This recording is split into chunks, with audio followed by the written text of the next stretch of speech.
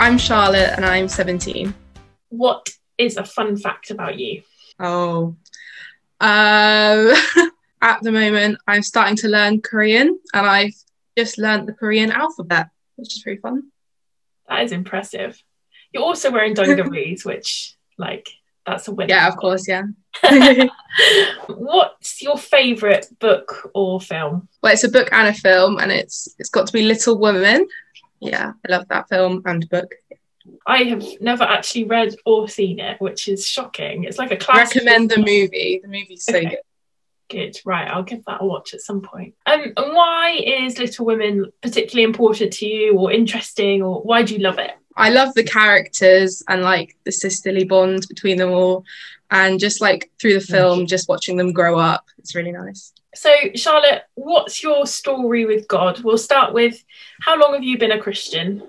I'd kind of say that from a young age I was going to church and learning about God, so I'd always say that I've always believed in God, but I'd say summer of year 6 is when I probably understood what being a Christian was. So was there a moment when you decided to follow Jesus? So I went to this summer program thing called Adventure Plus, where you do adventure activities, but also have evening sessions about just with worship, kind of mini church services.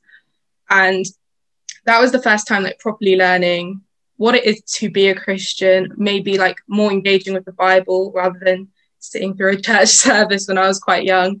And it was there where I was oh yeah, I kind of understand what it is to be a Christian and to be in with a community of others. Yeah.